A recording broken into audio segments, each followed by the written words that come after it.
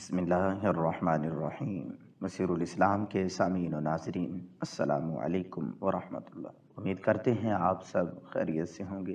اللہ پاک کی بارگاہ میں دعا ہے کہ ہمیں خیر و عافیت سے رکھے۔ حضرت ثوبان رضی اللہ عنہ روایت کرتے ہیں کہ رسول اللہ صلی اللہ علیہ وسلم نے ارشاد فرمایا، میں اپنی امت میں سے یقینی طور پر ایسے لوگوں کو جانتا ہوں جو قیامت والے دن اس حال میں آئیں گے کہ ان کے ساتھ تہامہ پہاڑ کے برابر نیکیاں ہوں گی، تو اللہ ان نیکیوں کو ہوا میں منتشر ہونے والا غبار بنا کر ضائع کر دے گا۔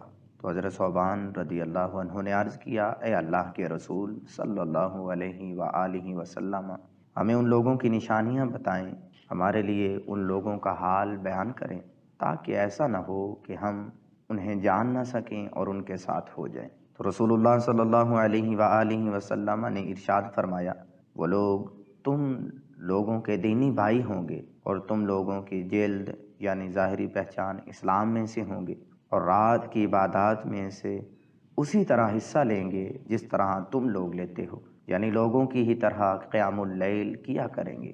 لیکن ان کا معاملہ یہ ہوگا کہ جب وہ لوگ اللہ کی حرام کردہ چیزوں اور کاموں کو تنہائی میں پائیں گے تو انہیں استعمال کریں گے۔ اس حدیث مبارکہ سے یہ سبق ملتا ہے کہ تنہائی میں بندہ اگر کوئی برائی کرے، کوئی برا کام کرے یا انٹرنیٹ کا غلط استعمال کرے، اس میں بھی برائی ہے، تو اس کی تمام تر نیکیاں ضائع ہو جائیں گی۔ اللہ تعالی ہمیں اپنے حفظ و امان میں رکھے، آمین ثم آمین۔ اس ویڈیو کو لائک کریں، شیئر کریں اور ہمارے چینل کو سبسکرائب کرنا نہ بھولیں تاکہ ہماری آنے والی ہر نئی ویڈیو کا نوٹیفیکیشن آپ تک پہنچ سکے۔ شکریہ۔